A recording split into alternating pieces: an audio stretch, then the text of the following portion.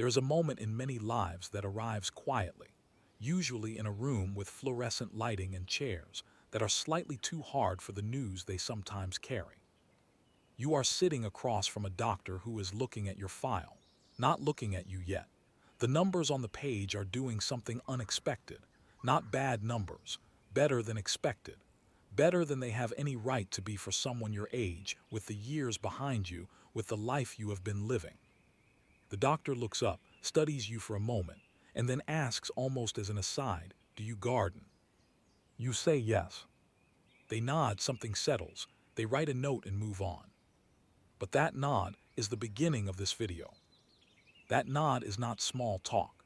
It is not a doctor being friendly. It is the visible edge of something that medicine has been slowly, carefully arriving at over the past 2 decades. A recognition, backed now by an accumulating body of research, that people who tend gardens are, in specific and measurable ways, some of the healthiest human beings in the data. That this is no longer a folk observation or a comfortable intuition. It is evidence, appearing in peer-reviewed journals, in population studies, in clinical trials, in the offices of researchers who went in expecting to find a lifestyle correlation and found something they had not entirely prepared for. Something is happening to people who grow things. For most of human history, no one would have needed to say this. Growing food was not a hobby. It was not a wellness practice. It was not a lifestyle choice. It was simply what people did. The garden was not a retreat from the world. The garden was the world. You woke with the light. You went outside. You came back when the light changed again. And whatever was happening to your body, your nervous system, your sense of purpose during those hours was not something anyone thought to study, because it was not something anyone thought to question. Then the question became unavoidable. Over roughly 60 years, most people in the countries we are talking about stopped growing things. The kitchen garden became a lawn. The lawn became a driveway. Food arrived in plastic from somewhere days away, from people and places no one knew by name. And at the same time, certain kinds of illness began to climb. Certain kinds of depression that the standard clinical explanations did not fully account for. Certain kinds of exhaustion that sleep did not fix. Certain kinds of emptiness that prosperity could not touch. And the researchers started asking, who is not getting sick? Or who is getting sick more slowly? Who is arriving at 70 with the blood pressure of someone in their late 40s? Who is sleeping through the night, carrying less cortisol, showing better markers of immune function, scoring higher on cognitive tests at 60 than at 50? And over again, quietly at first, and then with increasing insistence, the same profile kept appearing. It was not the runners. It was not the people with the most disciplined dietary protocols or the most optimized morning routines. It was people who spent time outside with their hands in the earth, without hurry, without thinking of it as exercise or therapy or medicine, just doing something that felt, for reasons they could not always articulate, like the right thing to do. Here is the question I want to leave you with before we go any further. When did you last do something with your hands that produced something real? Something alive, something that grew because of your attention and your time. Not a task completed, not a problem solved. Something that required patience, something that could not be rushed, something that would not exist at all without you. If you have to think about it for a moment, that pause might be telling you something important. Because the research accumulating over the past 20 years suggests that the distance between the life the human body was shaped to live and the life most people are actually living right now is not a small inconvenience. It is one of the central health stories of our time. And it turns out there is a response to it that has been sitting in backyards and community plots and kitchen windowsills this whole time. The scientists who began studying this were not expecting dramatic results. Most came to the question sideways, through gerontology or epidemiology or public health, noticing that this one variable kept appearing in the background of their data in ways they had not accounted for. Gardeners were outliers, not in ways that income or education or access to healthcare could explain. Something additional was operating, something specific. A researcher studying healthy aging described it this way. We went in expecting to find that health-conscious people happened to garden. What we found was that gardening appeared to be producing the health outcomes. The causation was running in the direction we had not assumed. What that means, why it matters more after the age of 40 than at any earlier point in a life, and what it says about the years that are still ahead of you, is what this video will spend the next hour on. But to get there, we have to start with the numbers. And the numbers were not what anyone expected. They began appearing in the scientific literature in the late 1990s, quietly, the way important findings often do before anyone knows what to do with them. A team of researchers in the Netherlands designed a simple experiment. Participants were exposed to a standardized psychological stressor, then split into two groups. One group spent 30 minutes gardening. The other spent 30 minutes reading indoors, a calm, restorative, genuinely pleasant activity. Afterward, the researchers measured cortisol levels and asked people to report their mood. The gardeners recovered faster. By every measure the researchers had, they were doing better than the readers. Their cortisol had dropped more completely. Their mood had returned more fully. Something was happening in the body during those 30 minutes outdoors that a quiet hour with a book could not replicate. The researchers were careful about their conclusions. They ran the study again. The results held. And then more studies arrived from more countries, with larger samples and more sophisticated designs. From the United Kingdom, where the National Health Service was beginning to look seriously at the relationship between green space and mental health. From Japan, where the tradition of Shinrin-yoku, time spent in contact with living green environments, had already generated a body of evidence showing measurable effects on blood pressure, heart rate variability, and immune function. From Scandinavia, where researchers were tracking gardeners specifically, not just people who walked in parks or lived near green space, but people who actively grew things, who turned soil, planted seeds, watched things emerge, harvested what they had tended. The findings from these studies landed in a consistent direction. People who gardened regularly had lower rates of cardiovascular disease, lower rates of type 2 diabetes, lower rates of obesity, and in a finding that drew particular attention from public health researchers, significantly lower rates of depression and anxiety, even after the statistical models had accounted for the physical activity that gardening involves. That last point deserves a moment. The mental health benefits were not fully explained by the movement. Gardening was producing psychological effects above and beyond what you would expect from equivalent exercise. Something else was contributing, something in the act of growing things itself, not just the bending and carrying and walking that goes with it. In Australia, a long-term study followed a large group of adults past 60 and tracked them across many years. Daily gardening turned out to be one of the single strongest predictors of survival in the entire data set. Stronger than gym attendance, stronger than income or educational attainment.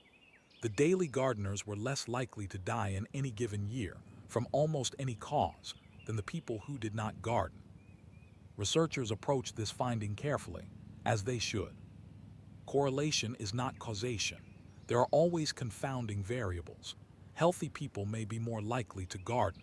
People with good habits in one area may tend to have good habits in other areas.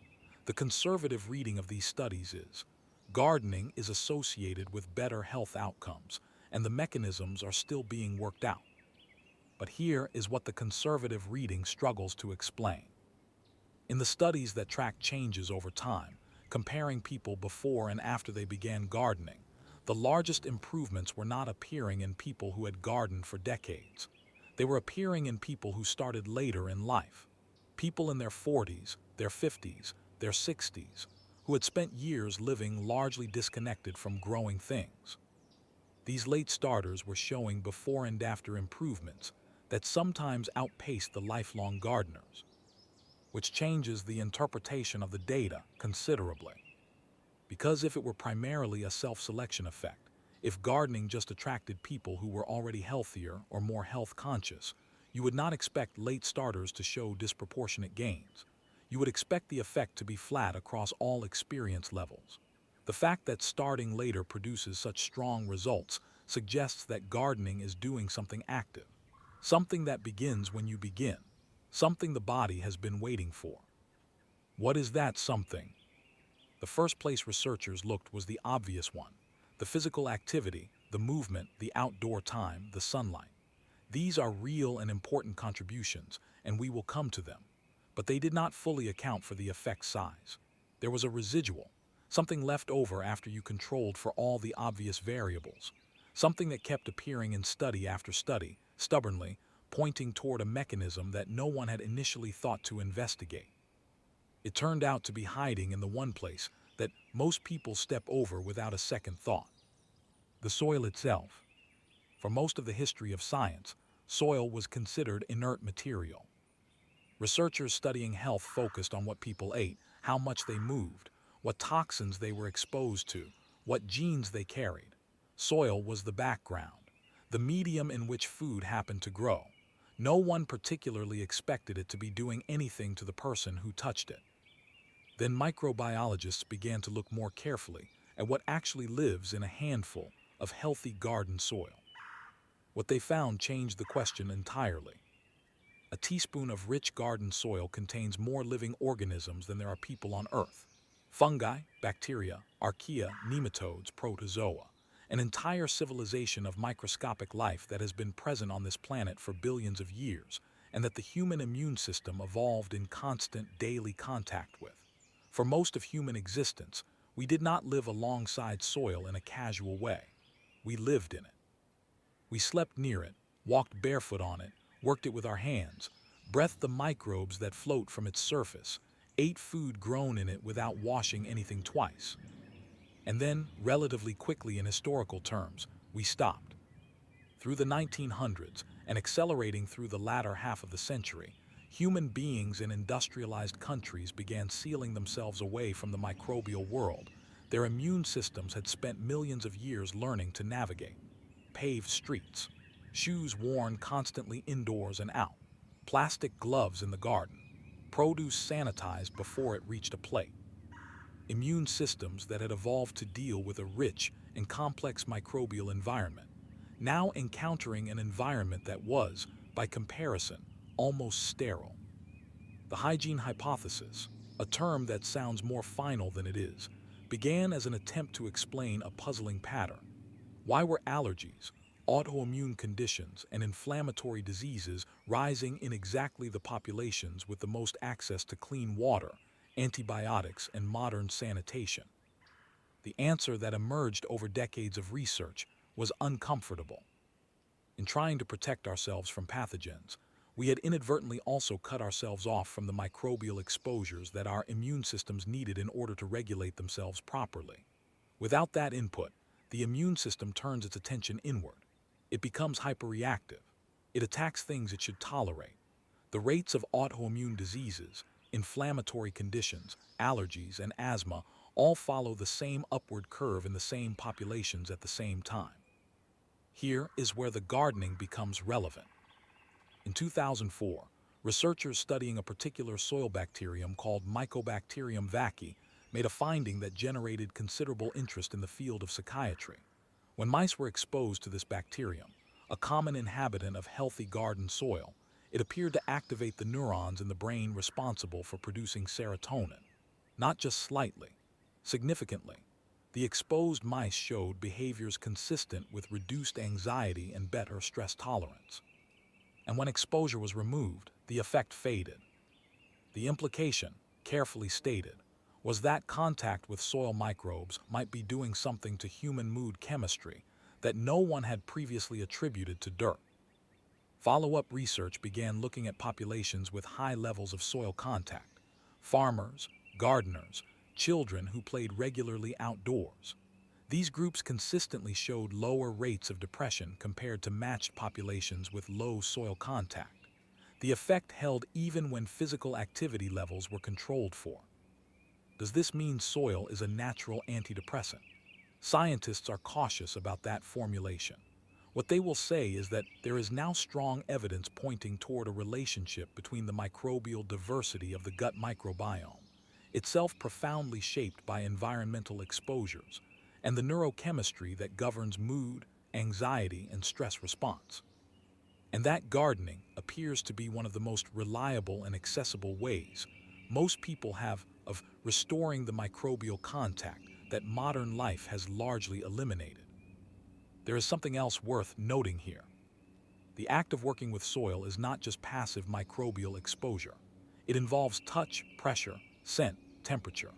The sensory experience of soil is one of the most varied and complex that the human hand encounters in ordinary life.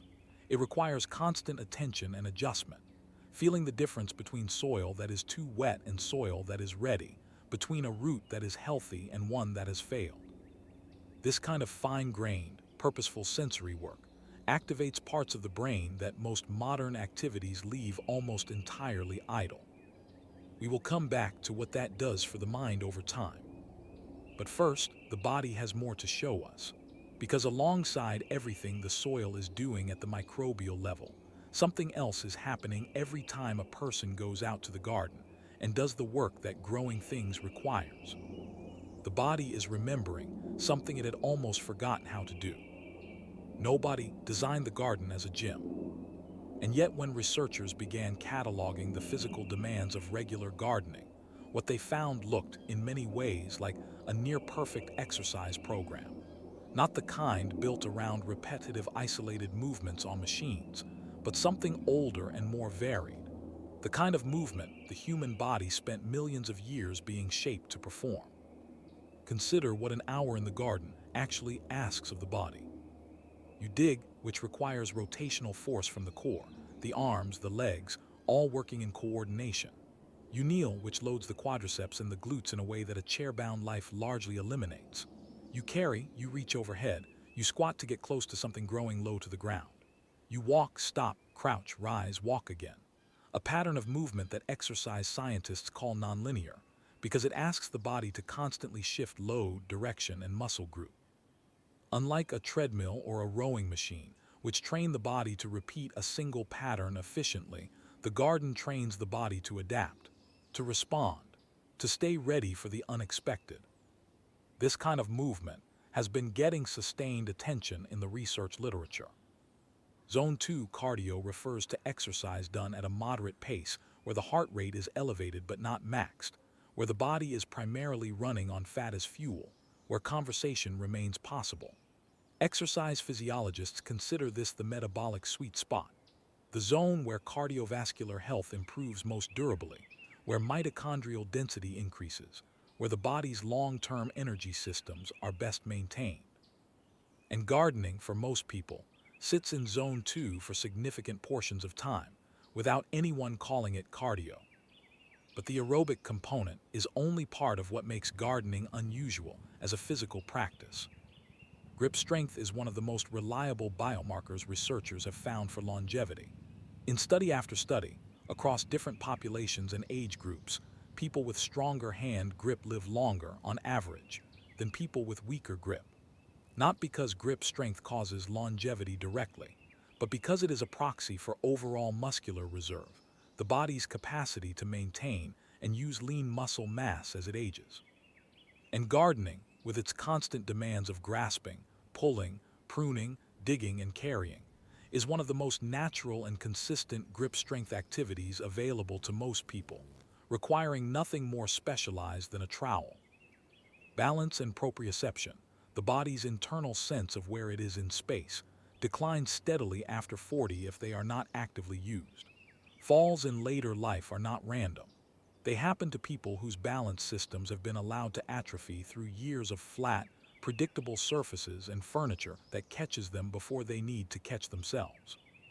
Gardening works balance constantly, stepping over uneven ground, kneeling on slopes, reaching into the back of a raised bed, navigating a path between rows. None of these are deliberate balance exercises. All of them are doing the work that balance exercises are designed to do. What makes this matter more than it might initially seem is the question of adherence. The recommended amount of moderate physical activity for adults is roughly 150 minutes per week. Studies consistently show that the majority of adults in most English-speaking countries do not reach this threshold. A few hours of gardening per week meets it almost effortlessly, often without the person thinking of themselves as exercising at all. They are not working out. They are weeding. They are putting in the tomatoes. They are doing something that has its own purpose, its own reward, its own timeline, and the movement comes along with it almost invisibly. This is, it turns out, a crucial distinction. Research on exercise adherence, on who keeps exercising and who stops, consistently shows that people who exercise for intrinsic reasons, because the activity is inherently meaningful, because it produces outcomes they value beyond the exercise itself, sustain the behavior at dramatically higher rates than people who exercise for the exercise alone. The gym is abstracted from purpose. The garden is the purpose. You are not moving your body to get fit. You are moving your body because something needs doing. And that difference, which may sound trivial, appears to matter enormously for whether the behavior lasts for months or for years. Then there is the matter of sunlight. Vitamin D deficiency has been described as one of the most pervasive and underdiagnosed conditions in populations that spend most of their time indoors.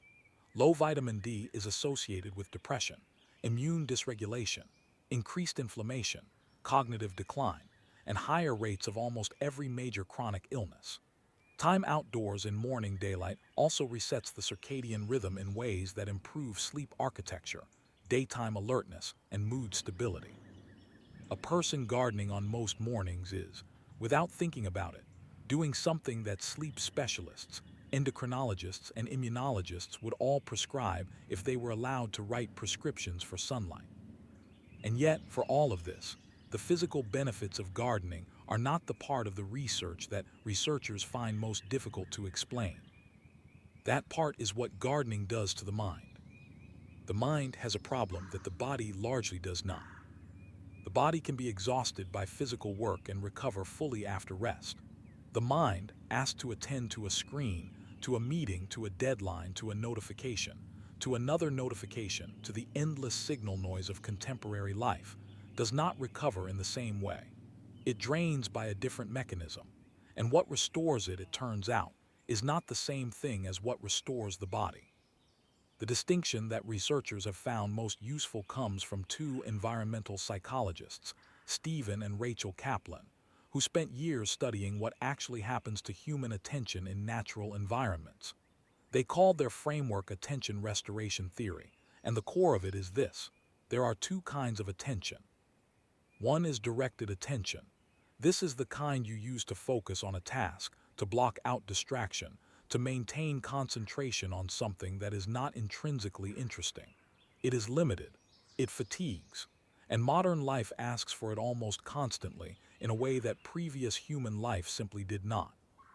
The other kind is effortless attention, the kind that is drawn naturally without effort by things that the mind finds inherently interesting without demanding anything of it. A fire, running water, clouds moving across a wide sky, leaves in wind, the movement of a bee between flowers. Natural environments are full of this second kind of stimulus. They draw the attention gently, softly, without demanding that it perform or produce. And while the directed attention rests, it recovers.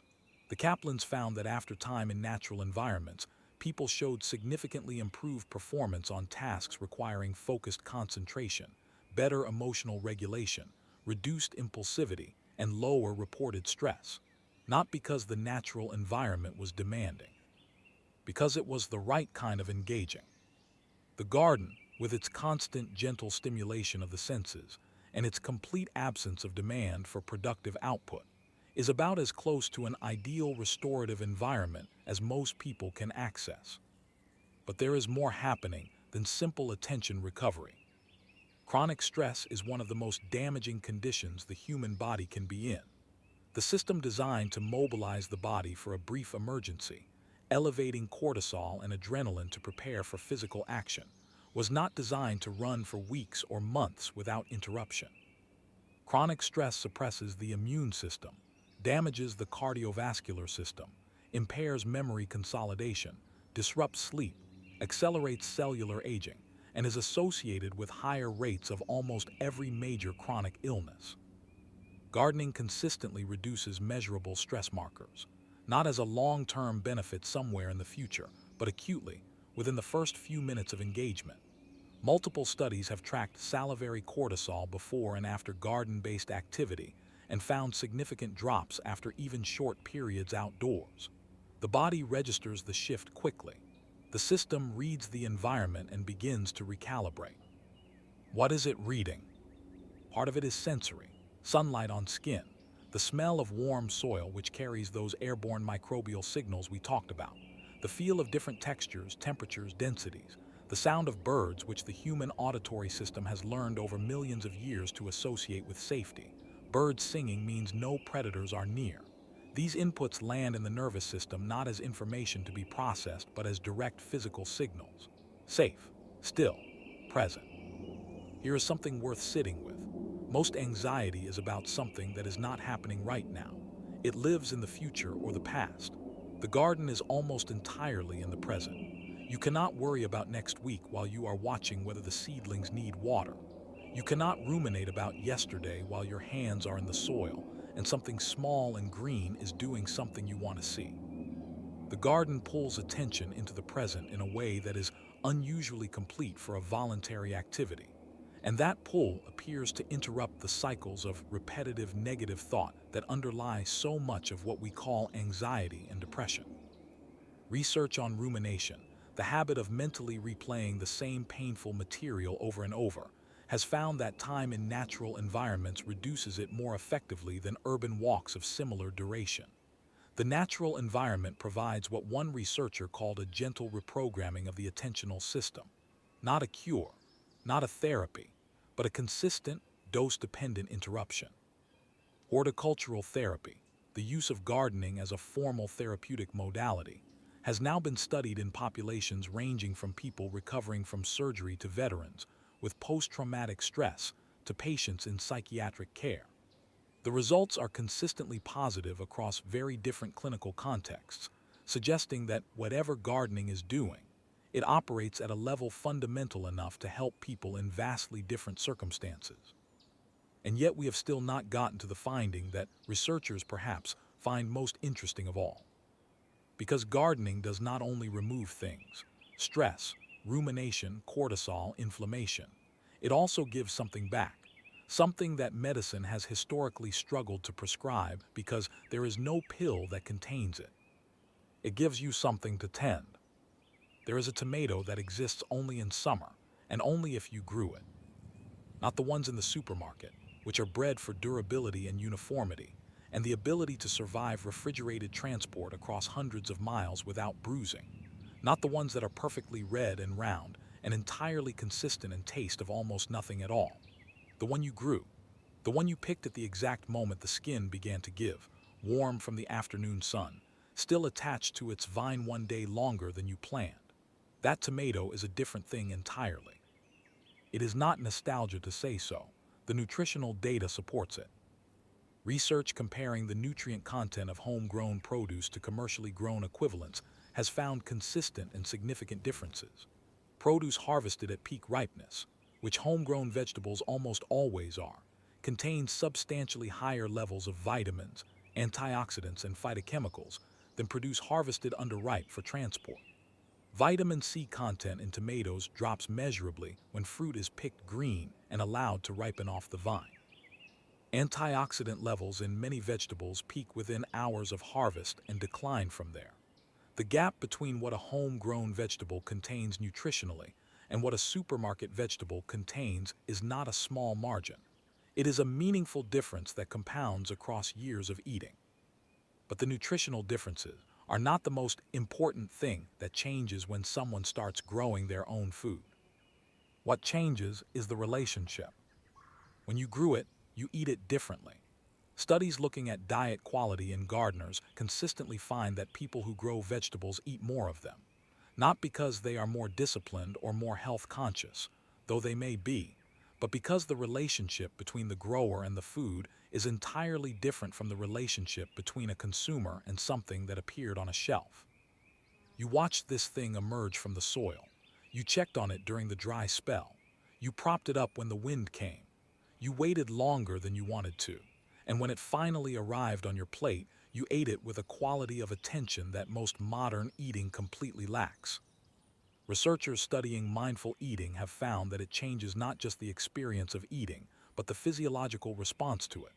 Slower eating means better digestion and more accurate hunger and satiety signals. Attention to flavor means more satisfaction from smaller quantities.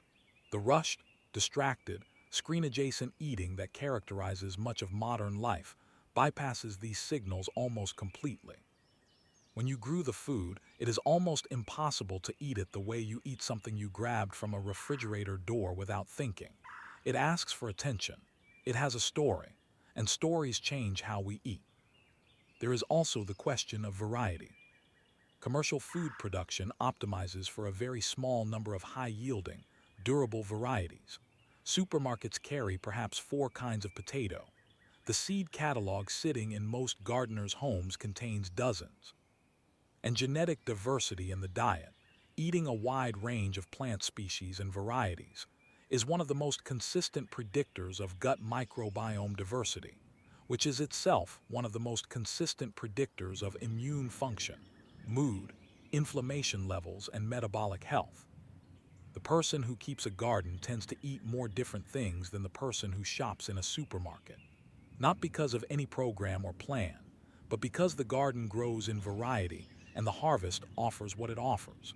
A rotation through the seasons, a succession of different flavors and colors, a diet that resembles what human digestive systems spent the last 100,000 years being shaped by.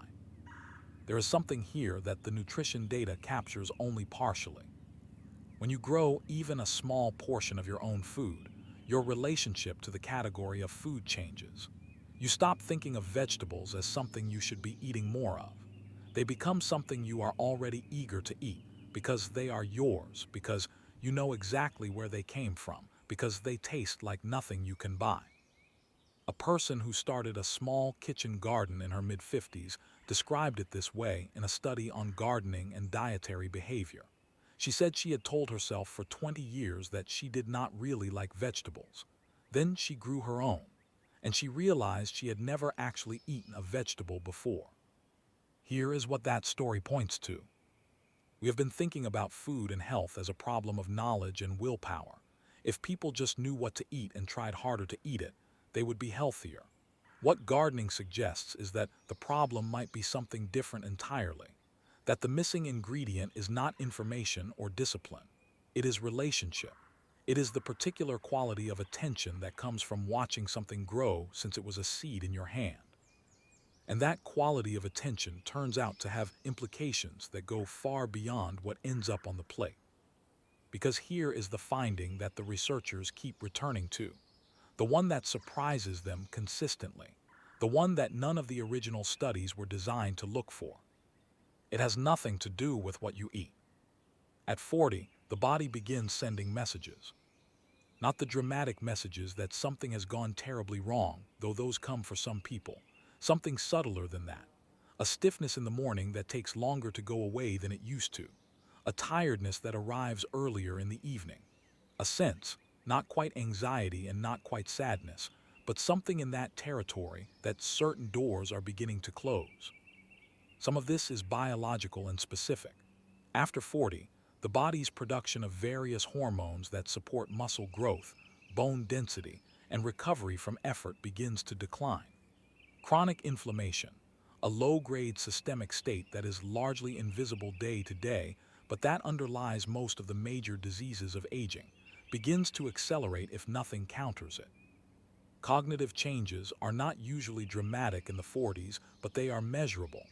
A slight slowing in processing speed, a modest decrease in working memory capacity. None of this is destiny, but it is a fork in the road. Some people facing these changes become less active, less adventurous. The body sends the signal that it is slowing down, and the mind agrees, and the agreement becomes self-fulfilling. Gerontologists call this accelerated aging, not the condition of growing older, but the condition of deciding to. Other people push back. They take on something new. They find an activity that asks more of them than they have been giving. And the outcomes for these two groups, followed over decades, diverge sharply. Gardening tends to show up in the second group, not usually as a deliberate strategy, Often it starts with a small patch of ground, a curiosity, a few seeds left over from something else. But what makes gardening unusual as an activity for people past 40 is that it aligns almost perfectly with what the aging body actually needs, while also providing something that no supplement or exercise program has ever reliably delivered. It gives you a reason to go back outside tomorrow. The continuity matters.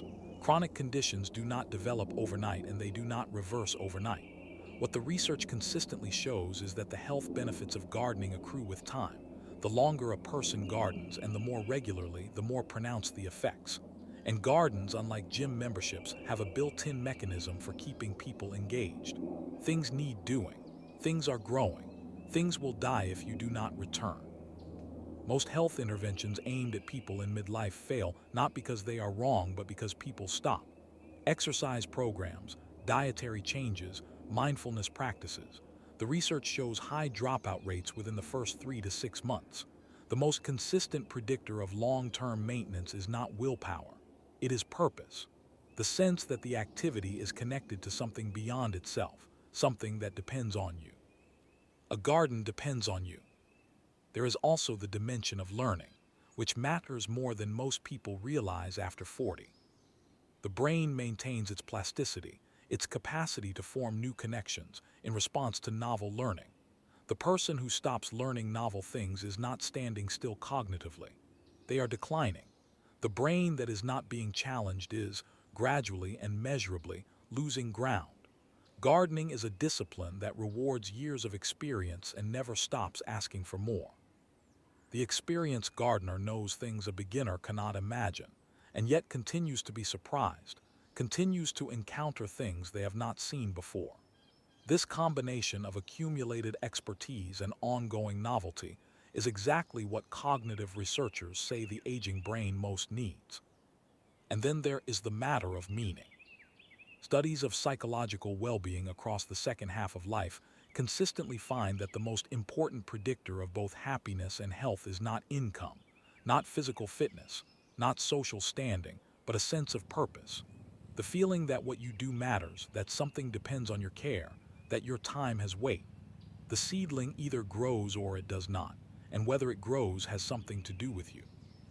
That relationship between your attention and a living outcome provides a kind of feedback that the brain registers as meaningful in a deep and specific way.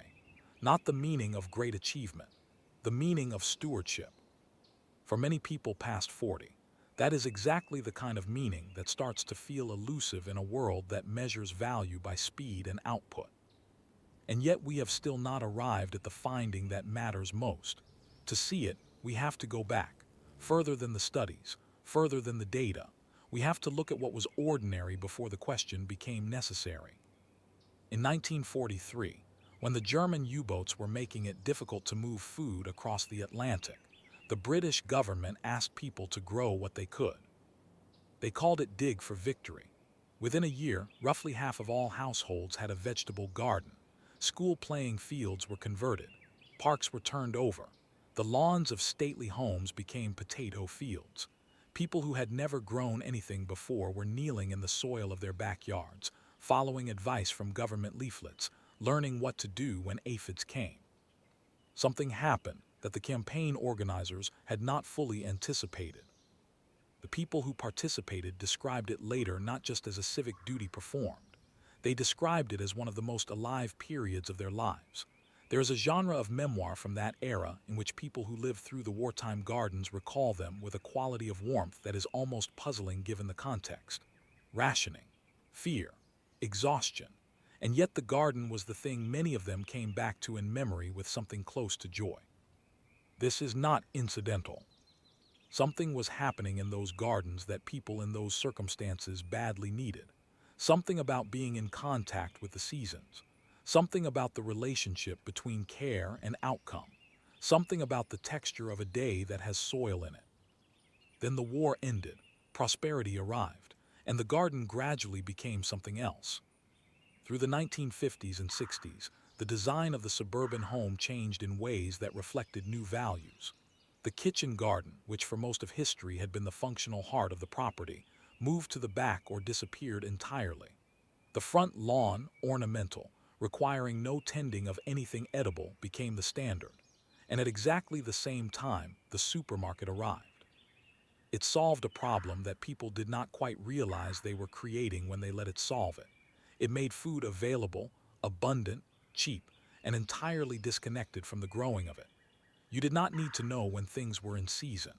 You did not need to plan for the gap between the last of the winter stores and the first spring harvest. You did not need to know anything at all about where your food came from. This was experienced at the time as progress. In some important ways it was. But something else was changing at the same time, something quieter and harder to name. The rhythm of the year had been organized for most of human history around the calendar of growing things. Spring was planting, summer was tending, autumn was harvest, winter was rest and preparation. These were not just agricultural facts. They were the emotional calendar that most people lived by, the structure that gave the passage of time shape and meaning. When that calendar disappeared, something about the texture of time changed too. The researchers who study what they call nature deficit use careful language. They talk about attention deficits, elevated stress responses, reduced immune function. But behind the data is something that people in the 1950s made a decision about without quite understanding what they were deciding. They traded the garden for convenience. And convenience, it turned out, did not fully replace what the garden had been giving them. The grief that people sometimes feel when they first return to gardening after years away is real and worth taking seriously. Not grief for a specific loss, something more ambient, a recognition that this particular quality of being present in the world, of caring for something living, of having dirt on your hands and something to check on tomorrow, is something they have been missing for a long time without knowing what to call it. That recognition is also the beginning of a choice. Because the people who recognize it and act on it are joining something small and growing and widespread, something that the researchers and increasingly the medical establishment are beginning to look at with considerable interest. Something unusual is happening in the medical establishment, and it is happening with the caution appropriate to institutions that have spent decades learning to be careful about what they recommend. Doctors in the United Kingdom are prescribing gardening, not metaphorically, not as a vague lifestyle suggestion. Through a formal and growing framework called social prescribing, general practitioners across the country can now refer patients directly to community growing projects as a clinical intervention, funded through the National Health Service and tracked with outcome data. The conditions for which gardening is being prescribed include depression, anxiety, loneliness, chronic pain, type 2 diabetes management, and early cognitive decline. The patient receives a referral in the same way they might receive one to a physiotherapist. They show up, they dig, they come back. The outcome data is good enough that the program is expanding. In the United States, horticultural therapy programs have been running in veterans' hospitals for decades, initially driven by observation rather than research. Someone noticed that veterans who worked in the hospital gardens seemed to do better than those who did not. The research has now caught up with that observation. Studies on veterans with post-traumatic stress who participated in therapeutic gardening programs found reductions in symptom severity, improvements in sleep, decreases in social isolation, and increases in reported sense of purpose. These are not soft outcomes. These are precisely the things that trauma treatment struggles most to achieve. What makes these programs particularly interesting is who they help most. The people who respond most dramatically to gardening interventions are often people for whom other interventions have been partly insufficient, people who find the clinical environment alienating, people who are more comfortable doing than talking. The garden asks nothing of your words. It asks only for your attention and your time. The field of ecotherapy, a broader umbrella that includes gardening alongside forest-based and wilderness programs, is growing rapidly. Research publications in this area have increased by more than 600% in the past 2 decades. Funding is following. Medical schools are beginning to include content on nature-based interventions in their curricula. And at the community level, something related is happening that the clinical studies do not fully capture. Waiting lists for allotment plots in the United Kingdom and Australia have lengthened dramatically in the past decade. Seed sales are at their highest since the wartime period. The trend predates the pandemic and has not reversed. Something in the culture is pulling people back toward the soil, not as nostalgia for a life most people never actually lived, but as a practical response to something real that is missing from the way most people spend most of their time. The physicians most thoughtful about this do not present gardening as an alternative to medicine. They present it as something that medicine had deprioritized, and that the evidence is now asking to reconsider. One practitioner involved in social prescribing put it plainly: we are very good at treating acute conditions. We are considerably less good at treating the underlying conditions of a life that is missing something essential. Gardening addresses several of those underlying conditions at once, in a way that is self-sustaining and genuinely enjoyable. As a clinical proposition, that is unusual. It is the unusual nature of it that keeps bringing the researchers back. Because what they are finding, every time they look carefully, is not just that gardening is good for health in the way all moderate physical activity is good for health. They are finding something more specific, something about the particular quality of attention that growing things requires, something about what happens to a person over months and years when they are regularly responsible for something living. Something that leads us back to the beginning of this story, back to the room with the fluorescent lights and the chairs that are too hard. And the nod, the doctor's nod, has been staying with me. Not because it is dramatic, because it is so ordinary, because it happens in rooms like that one all the time, around the world, in consultations that go otherwise unremarkably, and it contains something that most of us are only beginning to be able to articulate. The nod says, I recognize you. I can see in these numbers that you have been doing something different, something that the life most people live does not include anymore, and I can see what it has done. What has it done? Go back through everything we have covered in this hour, and it adds up to something harder to dismiss than any single piece of it. The soil bacteria that activate serotonin pathways, the incidental exercise that hits the targets gym programs aim for, with better long-term adherence, the cortisol reduction that begins within minutes of contact with growing things, the restoration of directed attention, the quieting of rumination, the interruption of the anxiety loops that most modern life feeds rather than relieves, the nutritional density of food harvested at peak ripeness and eaten hours later, the cognitive engagement that comes from a discipline that rewards experience and never stops teaching, the daily structure, the sense of purpose, the continuity, the reason to go back outside tomorrow. These are not a list of minor benefits. They are a portrait of what a healthy human life needs to contain. And what is striking about that portrait is how many of those needs are met simultaneously by a single activity that requires almost no equipment, no prescription, no membership, no expertise to begin. Just a piece of ground, or a pot, or a corner of a window, and the willingness to put something in it and pay attention to what happens. There is a particular thing that happens to time when you garden regularly. It changes. It becomes more textured, more granular. You start to notice things that a person who does not garden simply does not register. The first warmth in the soil in late February, the particular quality of light in early May, the moment the tomatoes begin to smell like themselves, and you know the season is turning. Most modern life pushes us toward an experience of time that is simultaneously accelerated and featureless. Days pass quickly but leave little behind. The garden slows time in the best sense. It gives each week a different texture, connected to something outside yourself, something alive. The researchers who have spent careers studying this are careful in how they talk about it. They say, associated with. They say, consistent with the hypothesis that. They say, further research is needed.